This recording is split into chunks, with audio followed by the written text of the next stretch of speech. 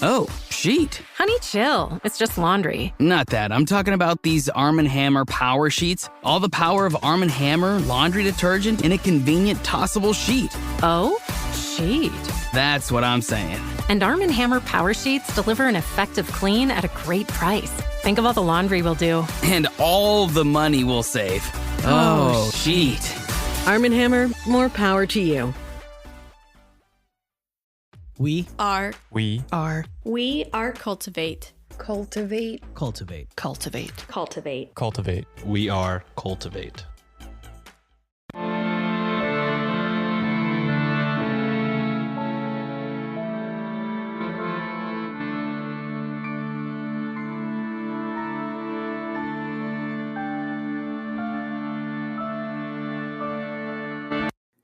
Hello and welcome to Ye Olde Crime, where we discuss the funny, strange, and obscure crimes of yesteryear.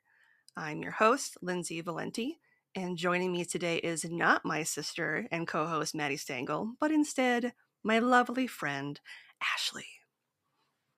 Hi, everybody. Sorry for not being Maddie, but I'll try to get some color commentary out there for you. Do you want to remind our listeners where they may know you from? Yeah, so if you are mega fans of Lindsay and were into our previous podcast, you might know me from the Pineapple Pizza podcast, where we wreaked up general shenanigans, I feel like, pretty much every episode in a different country from around the world. Or if you are also just a massive crime junkie and like listening to people swear, you might know me from studying Scarlet, which is currently on a hiatus, but we still have a couple hundred episodes for you to listen to if you haven't already. This is true. And she had myself and Alex on for a very special episode that I requested about, was it a Rockefeller or was it? Yeah, it was Michael Rockefeller, the disappearance of Michael Rockefeller, and it was a lot of fun. So definitely check that one out at minimum, because it was a really good episode. It was. That was a fun time. Thank you for doing that episode for me. I appreciate it. I mean, really, first of all, you requested it, but second, you were like, I think there might be cannibals, and I was like, sold. It doesn't take a lot to get me on board. You were like, and sold. So, say less. You had me at cannibalism. I am not a good negotiator. Well, before we dive in, I have two quick things I want to note. Not really for my corrections cubby, but I can't remember what the fun thing we called it once upon a time was, so we'll just stick with cubby. We have a TeePublic sale starting this week from March 12th to the 17th. And I also want to thank our newest Buy Me a Coffee sustainer, Mariam from Singapore. And I said it right this time because I always say she's from the Philippines, and that is wrong. Those are two very different countries. It's Singapore. They are. And you know what else? Singapore is not China. So anyone who's following current events will get that reference. Yeah. Thank you, Mariam, for supporting the show. I appreciate you. And for being from such a cool place. Yeah, that's pretty awesome. She sent me some photos of like what everything looks like outside of her house, and I was like, I want beautiful beaches and a beautiful cityscape to be out my window. That looks lovely. I know. So, I would love to roll out of bed in the morning and have a breathtaking view. So congratulations on that. Right. Just wake up in the morning and enjoy it extra for us, please. Yes. Thank you. Yes, please and thank you. Well, we are continuing Wicked Mock Madness with another tale of witchcraft, and this week we will be discussing the Witch of Plum Hollow. My God. Listen, I am sorry that Maddie couldn't be here, but I am also really excited that there's going to be talk of witchcraft. I know. When you were like, I can pop in, I was like, yes, and I know you will have a good time. So let's get into it. Information was pulled from the following sources: a 2024 Arlene Stafford Wilson post, 2024 Cemetery Photography by Chantel La Rochelle article. I hope I said your name right because it's lovely. 2024 Eamon McKee article. 2023 Laura Lonnie article. 2023 Linda Secaspina article. 2017 NCPR article by James Morgan. 2016 Ottawa Rewind article by Andrew King. 2003 The Country Connection magazine article by Melanie King. 1891 The Weekly British Whig article. 1891 The Winnipeg Tribune article. Find a Grave, and a Rideau Lakes article. Thank you so much to Carrie Ann for her research assistance for this episode, and links to all of these articles will be included in the show notes. Yeah, way to go, Carrie Ann. She's so great. You can never heap enough praise on people who assist with any type of research. Like, honestly, it can be a real grind. So any help is always appreciated. It saves me so much time, and I appreciate her immensely. We wouldn't be here without support from listeners like you. If you're interested in supporting us financially, you can leave a one-time or monthly donation over on Buy Me a Coffee or our Venmo page. Links are in the show notes. And we make a point of reaching out to send you a thank you note and stickers to show our appreciation. Want to show your support in a more concrete way? Pick up some Yield Crime merch over at our TeePublic shop. We shout out whenever there is a sale each month, and we work to make sure we're creating new designs and changing it up whenever possible. And hey, thanks for listening. All right. Jane Elizabeth Barnes was born on November 15th, 1800 in County Cork, Ireland, although some places noted that she was actually born in 1794. You can kind of take it as you will. She was a lady. Yeah. They didn't keep really good records back then. You know what? It doesn't matter. Sometimes you have a question mark next to your birth year. Doesn't mean you can't be awesome. Yes, that's true. In newspaper articles that would be published following her death, they noted that her parents were both Irish, and her father, however, was of English descent and a landowner, so he was higher up the food chain as a landowner. And her mother was an Irish woman of Spanish Romani descent, which I thought was kind of cool. Ooh. I think this must have been a really interesting family, I feel like, in terms of not just ancestry, but probably culture also, if they maintained any practices from their roots. Yeah, like I was thinking of it and I was like, what a fun mix of like, yeah, cultures and, you know, different countries. And like, I'm curious to know how they even met each other, honestly. So by fate, perhaps. They also note that she was born not in County Cork, but in Spain during the Iron Duke, aka Arthur Wellesley, the first Duke of Wellington's campaign against Napoleon Bonaparte. Okay, this is already a really awesome story and way better than anything I'll ever achieve in my life. Her dad fought Napoleon. It's pretty sweet. I mean, that's pretty sick right there. You just be like, hey, have you met my father? He fought Napoleon. That's my flex. It's a really good flex, I'm going to be real. Her father was Colonel Martin in the British Army, and her mother had followed him to the war. So maybe they did meet while he was stationed in Spain, because I can't remember exactly what years that campaign was. But either way, fascinating history. And Jane herself was noted as being quite beautiful, with a slim frame, fair complexion, and bright eyes. She was also noted as being very short at 5 feet tall. Well, good things come in small packages. They do. That makes sense. At the age of 20, Jane immigrated to Canada, where against her family's wishes, she married Sergeant Robert Joseph Harrison, a Canadian Army sergeant. Her father had arranged a marriage for her to a wealthy and distinguished friend who was twice her age. Ew. Yeah. But she eloped with Robert on what would have been her wedding night. So she was like, peace out. like was a literal runaway bride. That is badass, and yeah. I applaud it. I'm here for it. At the time of their marriage, Robert was 25, and the couple ended up settling in Coburn. Jane had one child with Robert, a son named Robert J. Harrison, so Robert Jr. quote, who won distinction as a captain during the American War, end quote. Another source noted, quote, Colonel Robert Harrison was commanding officer of a regiment from Kansas in the American Civil War, end quote. So it's kind of cool that he followed in his grandfather's footsteps, I guess, by becoming a military man. Oh, his father's too, because his father was an army sergeant. Yeah, it's like a generational career at that point, I guess. Yep.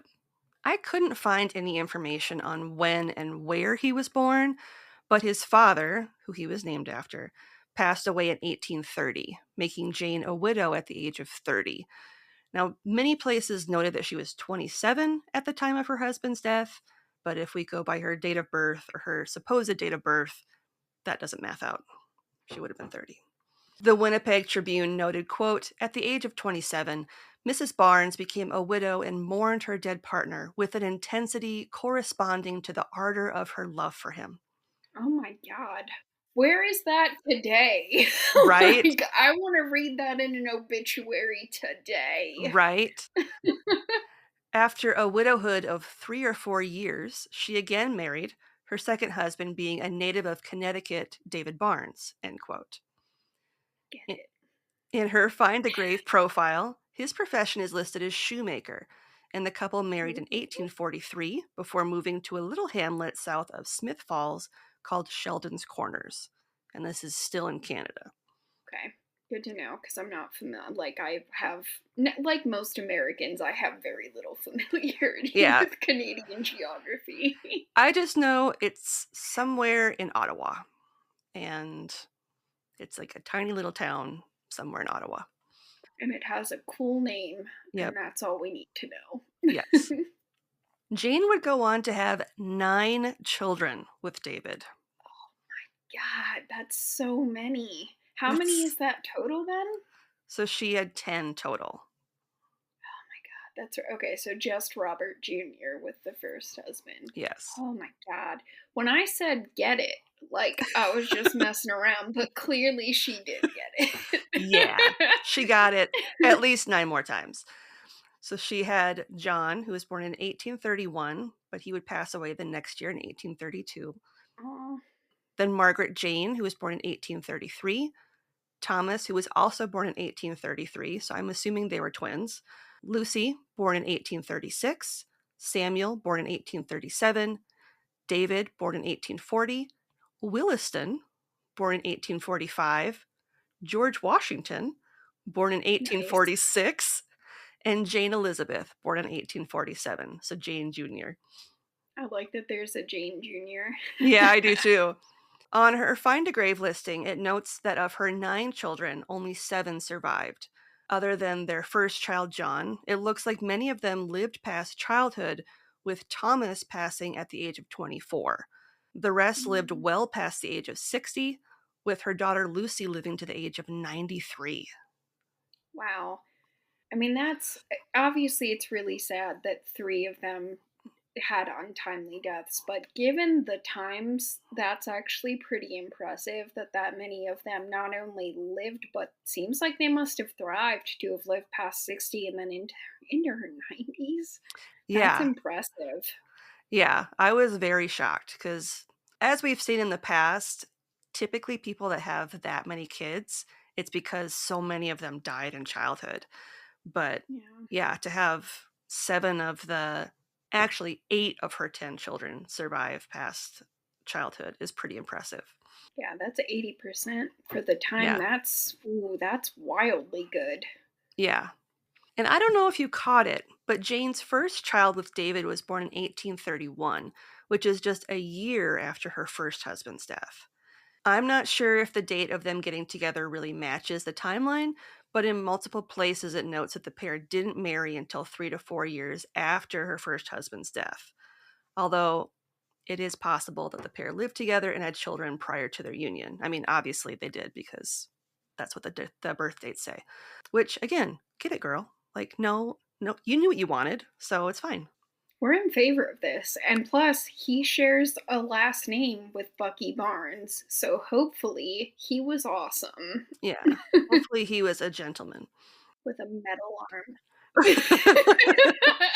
Can you imagine a metal arm in like the 1840s? Oh my god, you'd have to oil that shit constantly. Like, it would be the Tin Man, but just like one arm. Just So like as you like bend your elbow, like everything would have been so it would have been so loud. no, you'd never get any sleep. You'd be like, put the arm away. Just take that off. Take it off. Yeah.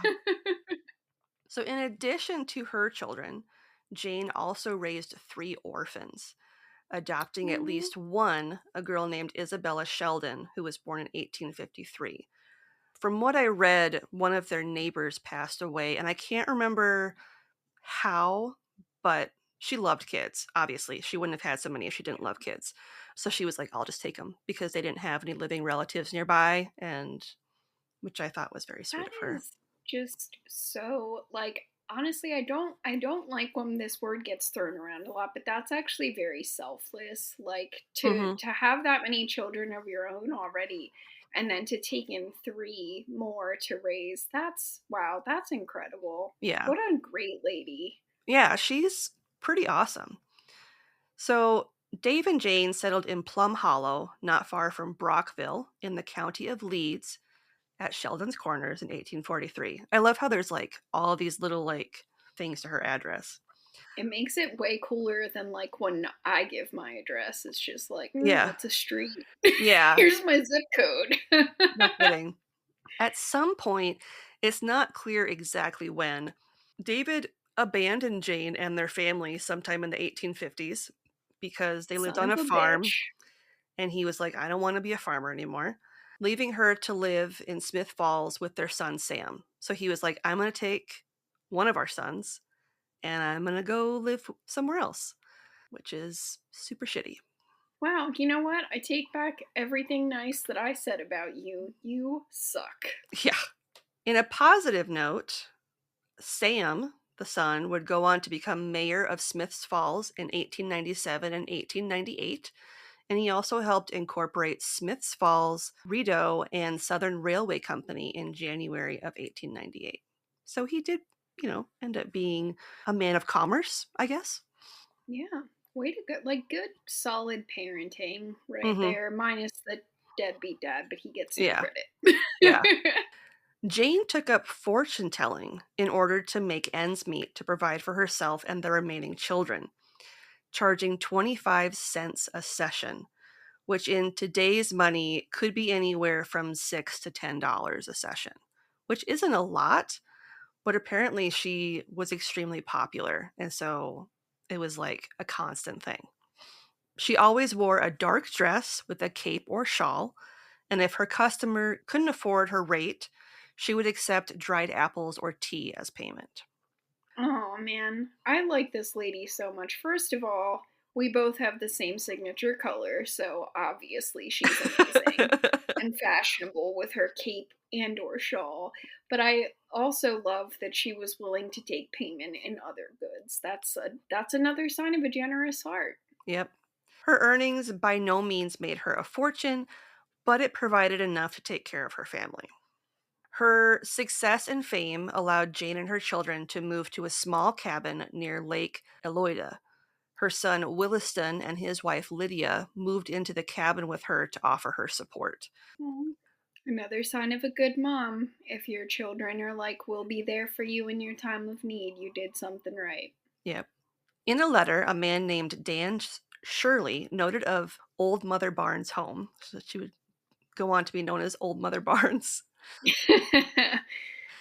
Quote, the Barnes' house was a small wooden structure of 2 stories. The fortune teller operated on the upper floor. There were no stairs leading to it. To get your fortune told, you had to climb a ladder. Only a small coal oil lamp lighted the room up, and a little stove was used to brew the tea. Going up that ladder into the semi-darkness caused many a shudder. While Barnes did not appreciate it, that had been good staging. It gave a creepy feeling to the place that impressed visitors. End quote. Hell yeah, hitting up that ambiance. Yeah. Jane would have her guests sit across from her at a small pine table, upon which was a fresh pot of tea along with 2 cups. Jane would pick up the pot, shake it vigorously, and then pour a cup. After watching the leaves sink to the bottom of the cup, she would swirl the tea around in the cup before pouring it back in the pot. She would then instruct her visitor to repeat the process on their own. Now, the reading of tea leaves gained popularity in the late 1800s, and the position of those loose tea leaves would allow the diviner to detect the past, present, and future. That's really cool. Mother Barnes, as she would go on to be known, had a knack for seeing into the future. The Athens Reporter noted of her occupation, quote, "In the occult art, Mother Barnes attained an almost worldwide celebrity. Some say her alleged power of foretelling the future was derived from the fact that she was the 7th daughter of a 7th daughter, as she claimed that she saw into the future by a contemplation of the horoscope of the person consulting her. People describing interviews with her showed that she really possessed a startling knowledge of their past lives, which gave them confidence in her ability to foretell the future. We have heard of many instances of remarkable fulfillment of her predictions, not mere chance verifications of random utterances. Whether her predictions were haphazard guesses by the aid of natural astuteness and knowledge of physiognomy, a portion of which would, by the law of chances, almost surely come to pass, or whether her forecasts were from knowledge obtained in a mysterious way, we leave to decision of thousands who consulted the far-famed prophetess of Plum Hollow." End quote. She was really popular and people were super impressed by her predictions. Yeah, and clearly she must have been doing something right besides just the ambiance, because otherwise I don't think she would have been able to sustain herself and her family for what she was charging. So she must have been doing some impressive work. Yeah. It's noted that people would make the trek from the United States to have their fortunes told in her cabin. One of her most notable visitors was Canada's first Prime Minister, Sir John A. Macdonald, prior to his appointment to the post in 1867. She told him that he would become the leader of a new country, and the capital would be a gritty lumber town known as Bytown. In 1867, the Dominion of Canada was formed by Queen Victoria, and Bytown, which was renamed to Ottawa, would be named its capital. That's sick. Yeah. It was noted in the Country Connection magazine, quote, "Another man who had lost several sheep came to her to find out where his missing animals were. She told him that the meat was in a barrel in his neighbor's cellar, and that the hides were tacked on the walls of his neighbor's stable. Although his name isn't mentioned, she did tell the man who this neighbor was. When he checked the stables, he found the hides of his missing sheep where she said they would be." Freaking sheep thief. That's not cool, dude. Not No. cool at all. No. It continues, "A young woman, about to be married, was told that she would marry, have children, and live in a house beside a railroad track. During this time, one of her children would be killed. The young woman did marry, have children, and the family did move to a house next to a railroad track. The young mother was in constant terror that one of her children would be hit by a train and killed. Eventually, one of her children was killed, but it was the result of a kick from a horse in their own backyard." Of course. I'm over here, like, getting all, like, Oedipus style. I'm like, never live next to the train tracks. Don't do it. But no, yeah. Of course, it's not going to be by what you expect. It never is. That Yeah. Death is tricky like that. Yep. Dr. W.F. Jackson came to Mother Barnes to find a missing deed. She told him that it is tied by a blue satin ribbon and is hidden in a white satin slipper in the home of a relative, whose name she also mentioned. When the house was later searched, the deed was found in the slipper, which was hidden in a dresser drawer. End quote. That's really specific. Like, that's the type of stuff where I'm like, how in the world, even through like gossip and rumors, you wouldn't be able to find out that kind of information. I don't see how you would. Like, who could possibly have known to look there? It's hidden in like 3 layers of stuff. Yeah. An artist named Vifinkel recalled one of the most famous cases of Mother Barnes' divination powers. a local law enforcement officer approached Mother Barnes about the mysterious disappearance of a man named Morgan Dockstader, an English immigrant that had been reported as drowned by his cousin Edgar Harter.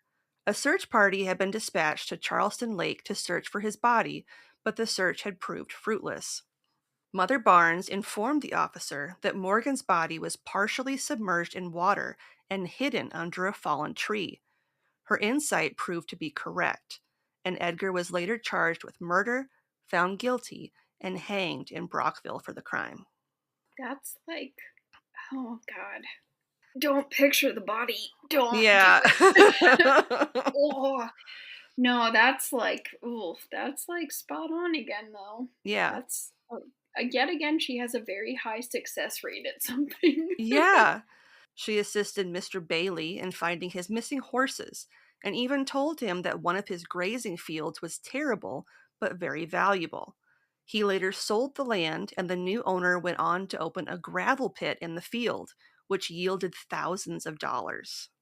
Man, I didn't even know, like, this might be stupid, but I didn't realize that a gravel pit would make that kind of money, like, back in the day. Right? That's not something that would have been on my radar. Yeah, like, I'm just curious to know if it was, I suppose maybe it was what they would put next to, like, the railroad tracks, or... Yeah, that would make sense. I just never would have occurred to me to think that at all. That's like a wild guess. Yeah, gravel. Who knew? Not me, apparently. Yeah, me either. Another example of Jane's powers as a witch were noted in a newspaper article.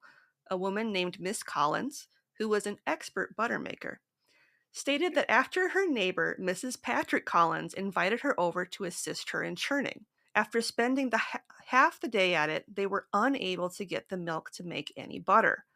It was at that point that they suspected that someone had cast a spell over the butter churn, which is random. That must be it. It's obviously witchcraft.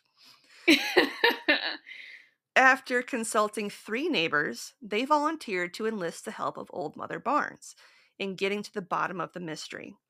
She instructed them to follow her directions exactly, and the culprit would be revealed. So upon returning to Miss Collins's home, they filled the churn with fresh milk, tossed a jackknife into the churn, then covered it and set it outside the house overnight. Mother Barnes told them that the quote-unquote charmer would come to the house the following day to request to borrow something. Sure enough, the following day, the wife of a next-door neighbor stopped by Miss Collins' home to borrow a saddle. Upon her arrival, she was told in no uncertain terms that they were onto her and that they wouldn't be responsible for their actions if they caught her pulling the same sort of stunt again. Okay, so, like, can you even imagine if that's all bullcrap and the woman just needed to borrow a saddle? She just comes over, she's like, oh, I'm sorry to bother you, I just really need to borrow a saddle for one of our horses, and they're like, you bitch, get out of here or we will hurt you. I'm going to take this slippery-ass jackknife out of this butter churn and I am going to stab you with it. Like, that is so intense. I was like, things escalated very quickly in this instance. That went from 0 to however fast a horse can gallop so fast. Of her divination, the Weekly British Whig noted, quote, thousands, yes, tens of thousands have resorted to her to get their cup read, to have her tell where to find a lost or stolen animal, to hear from her their destiny. Thousands today swear by her and assert that she could discount the Witch of Endor, so accurate were her information and predictions, end quote. It also noted, quote, she was a kindly old Irishwoman for whom all had a good word. She must have accumulated a fortune by practicing the occult act, for there was scarcely a day that scores did not go to her place. Her fame had spread abroad. There was no more interesting character in Eastern Canada, and if her life is not written up, the people of Canada will miss an interesting page of history, end quote.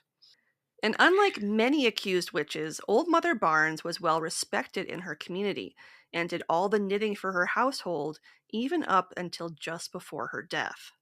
Mackerel. She had a big. That's so much knitting. I know.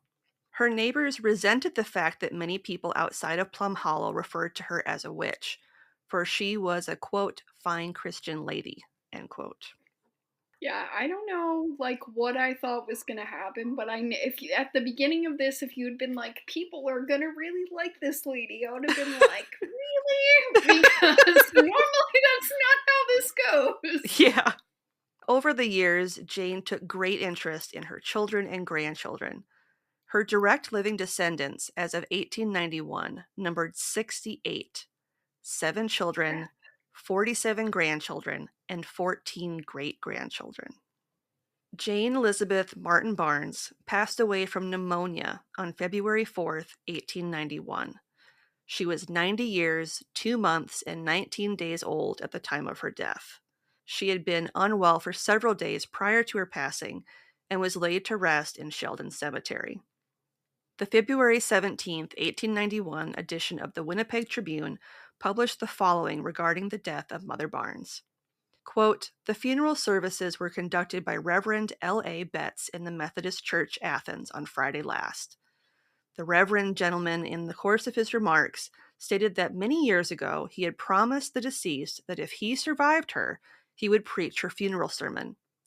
The text selected was Job 10, chapter and verse 14.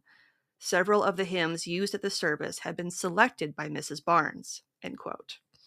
And because I was curious, the verse in question reads as follows, quote, if I sin, then thou markest me, and thou wilt not acquit me from mine inequity, end quote. It's an interesting choice. Right? Like, not what I would have thought. yeah. I was like, Job, you don't hear Job quoted very often. I mean, not that I've ever known. I mean, I'm not particularly religious, but I don't Same. recall ever hearing Job quoted at a funeral. Yeah, it's usually something from Psalms. Yeah, I feel like almost always. The February 12th, 1891 edition of the Weekly British Whig noted, quote, the aged seer gone over to the great majority. The aged prophetess is gone. No more will bashful maidens or lovesick swains wend their way to her lowly cabin to seek a glimpse into the future. Someone may rise up and claim that the mantle of the old seer has descended upon their shoulders, but it will take years of exemplary home life, coupled with signal ability, before there will be the same belief in their so-called supernatural powers. End quote. Yeah, absolutely. Because if she hadn't had, like, I feel like such a respected reputation before she started reading fortunes, it could easily have not gone well for her. Yeah, exactly. Her life is even more random because cheesemakers Claude and Ella Flood paid to erect a memorial at Sheldon Cemetery, although it's not where she was actually buried, as her real gravesite isn't known. The inscription on her headstone simply reads, quote, burial place of Mother Barnes, 1794 to 1886, end quote. So, like, the dates are wrong, which I'm like, okay. Yeah, seems about right. Mother Barnes' small log cabin eventually fell into disrepair, with the wood rotting, roof sagging, and destruction by vandals. The property, which consisted of 2 acres, the original cabin, a barn, and an abandoned well, would go on to be purchased by some of her descendants in the 1980s. It once more fell into disrepair and went up for sale in 2004. It was purchased by Olde Watchsmooth in 2005, and she invested $35,000 into restoring the cabin to its former glory, using the bulk of the original logs and lumber during the restoration to preserve the history of Jane Barnes and her legacy. It wouldn't be until fall of 2007 that the restoration was finished. A green sign with large gold script now marks the spot as Mother Barnes Homestead, and it's surrounded by a wooden fence. The homestead was listed by Remax Realty for sale in 2016 for $249,000. Ah, Right. Today, the property is privately owned and visitors are not permitted. And I couldn't really find out any more about it. But in regards to her children, her eldest, Margaret, married James Robinson at the age of 52. So she was like, I'm going to wait for the one, I guess. Meanwhile, her daughter Lucy had 3 husbands: Metcalf Peer, Joseph Haskin, and Alva Brown.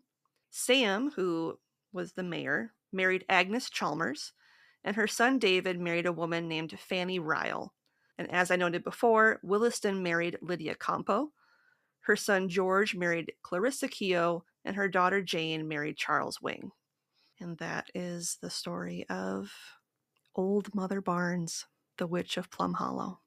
This was a very cool lady. Like, I know. I feel bad about how little I've accomplished in life right now. And, like, if you see pictures of her, like, there aren't any of her in her youth, but is reminiscent of, is it Whistler's mother? The old woman sitting in the rocking chair with, like, the white bonnet on her head and, like, a long black dress. Because that's, like, what the pictures of her looked like. I think it's Whistler's mother. I could be wrong. I think it is too. Yeah, it is. It's Whistler's mother. But yeah, very kind of Puritan in her dress a little bit. And you can see in the pictures of her too that she did have very bright eyes, because they must have been blue or something, because they look kind of freaky a little bit in the photos of her. Well, yeah, she needs them to see into the future, right? How else Yeah. is she gonna divine where or like who stole their butter? Yeah. No, they didn't steal her butter, they cursed their butter. Her cursed butter. And I forgot to include it in here, but she did note to a reporter later in life, she's like, I'm a fraud, and I wasn't the 7th daughter of a 7th daughter. She's like, I'm an only child. But she used that sort of like mystique or whatever to kind of elevate her presence or whatever. So I thought that was kind of funny. That It's just branding. It's it just is. branding. People lie about shit all the time. She was ahead of her time. Yeah, in, like, she was. several respects. Yeah, because she was trying to make it out like that was her, that's what gave her her quote unquote like sixth sense and sight or whatever, to be able to see into the future, which I thought was really funny. But That's amazing. Like, I love that eventually she was like, you know what? It's not even true. She could have taken that to her grave, but she was like, you know what? I'm going to enjoy telling people that I made this up. And I respect that. Epic prank. Yeah. Epic Yeah. prank. And I feel like based off the date that it was published, like people still came to see her even afterwards. Like, Yeah. oh, she's just being modest or something, you know, like. Yeah, at that point, doesn't the record kind of speak for itself then? So it's like, I don't really need my mystique so much anymore. I'm going to have Yeah. a little fun admitting I made some shit up. Yeah. And people are still going to come and ask me to find their cattle. Yeah. There were some minor stories about how she might have used like town gossip, or if she was extremely observant, some Sherlock-esque observations to be able to inform her predictions. And some people argued that in the case of some of the matchmaking and like love related fortune telling, that it was more kind of like the power of suggestion. Yeah, I could see that. Because like in one story, she told this woman that she wouldn't marry the man that she was currently engaged with, but instead would marry the man that came with her to see Old Mother Barnes. And then they did end up being married. So it's like, was that the power of suggestion, or Plot twist, that guy just slipped her like $10 to convince this woman that he's desperately in love with to marry him? he's like, he gives Old Mother Barnes like an entire like imported tea set, unlimited tea. Just tell her that we're destined to be. Please, I've been in love with her hopelessly for, years, and the guy she's gonna marry sucks. And Total she's like, douche. She's like, you know what? I do hate that guy, so I'm in. But I do want the tea set also because it's beautiful. I will accept this. I got you. Yes. I got you, sir. I like that idea. I want to believe that's what happened. Yeah, same. Same. We love to hear from you, and there's a couple of ways you can reach out to us. You can email us at yeoldecrimepodcast@gmail.com, where you can send us story ideas, share any spooky stories you may have, fun gifts, or even just to say hello. You can also reach out to us via snail mail. Remember mail? Our mailing address is Ye Olde Crime Podcast, P.O. Box 341, Wyoming, Minnesota 55092. Fun fact, we like to send out thank you cards with fun stickers you can't get at our shop, so it's worth the cost of a stamp. Do you have a story of survival?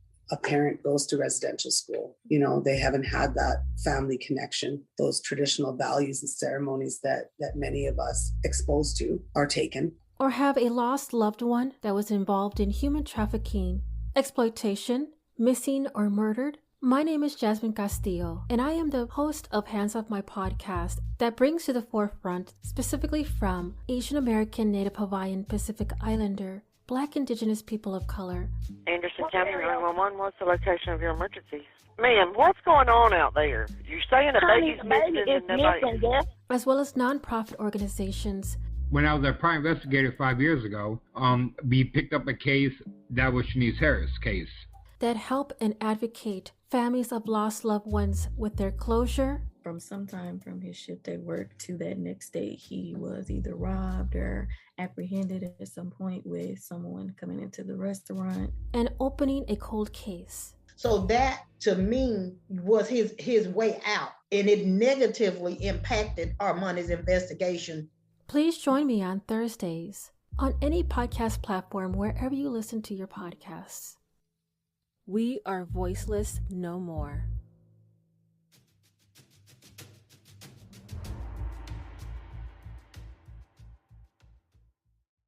And on that note, this week's podcast plug is Hands Off My Podcast, True Crime.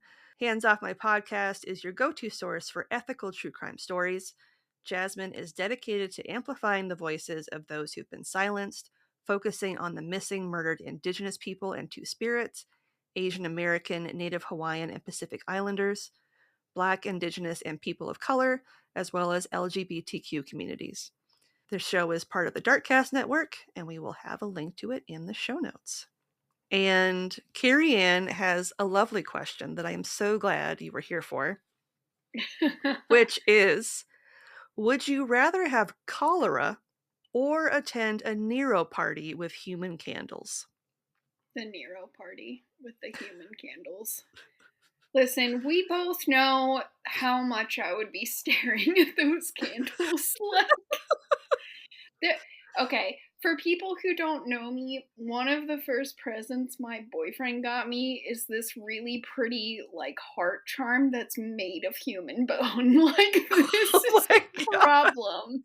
This is a thing about me that is known, so I have no qualms about choosing the party and the human candles. And you know what? I very much dislike diarrhea and vomiting. Yeah, gross. I don't want to do... I had the worst case of food poisoning ever one time, and I'm not doing it again, so hard pass on cholera. No. Yeah, I'd be down with partying with a guy that's all about human candles if it means that I'm not gonna potentially shit myself to death. So I'm down. You'll be at the party with me. You'll be my +1. Yes. And we will stare at those candles together. And maybe if we get lucky, we can sneak out with a candle or two at the end. There we go. My secret candle that I use in all of my tea divinations. We can show it to everyone while we talk about human flesh probably tasting like spam, and it will be great. And apparently the rump is extremely tender. I believe it. Mm-hmm. Makes sense. If you would like to ask us some random questions, feel free to slide into our DMs, or you can email us at yeoldecrimepodcast@gmail.com. Want to be social with us? You can see pics from this week's episode, bonus content, and funny memes on X at Ye Olde Crime Pod, or on Facebook, Instagram, Threads, TikTok, and YouTube at Ye Olde Crime Podcast. Speaking of YouTube, we have a special playlist just for our Can You Crack the Cramp Word segments with our guest podcasters to see who can correctly guess the meaning of some obscure Victorian slang terms. If that's your thing, check it out. And to kind of close us out, what's something good you'd like to share? Well, trying to think. Oh, I know. I actually just recently bought some prints from an artist that I really love. His name is Gus Fink. He is on Instagram if anyone is interested and into goth type aesthetic like me. Sure. And I got this beautiful print of like two skeletal bats like facing each other. It's gorgeous. And that just like I've been impatiently waiting for it to come and it just came on Monday. So I'm really, really excited about that. That's my good thing. Nice. There's something about getting like beautiful art that you can like display in your home that's so like rewarding. So I fully support it. I'm here for it. Yeah. That reminds me of a good thing that I can share. One of my friends, who's one of my co-leaders for Girl Scouts, she invited my youngest and I to a performance at the Minnesota Orchestra. They were doing a special like kids day type of thing where they played a handful of selections from different operas, and they would showcase different like art prints that inspired the different pieces, which I thought was really cool. And one of the prints is one of my favorite paintings of all time. It's The Big Wave by Hokusai. So, ooh, that sounds incredible. So yeah, it was really cool. It was really short. Which they have to when it's children. So it was only like an hour long. And I appreciated how inclusive it was. Like they have a special room in the back of the orchestra hall for children and adults with like sensory issues. And they have headphones that you can, like noise canceling headphones you can rent if like the orchestra is too loud and you need it like to be a little bit quieter. And so it's my first time being there in quite some time, and I was impressed with just all that they offer over at the Minnesota Orchestra. It's really cool. Yeah, that sounds awesome. If you love the show, the best way to support us is to leave a 5-star rating and review on Apple Podcasts, Podchaser, Good Pods, CastBox, Podcast Addict, and or Audible. Links to all of these are in our show notes, or if you're already listening on one of these platforms, you know what to do.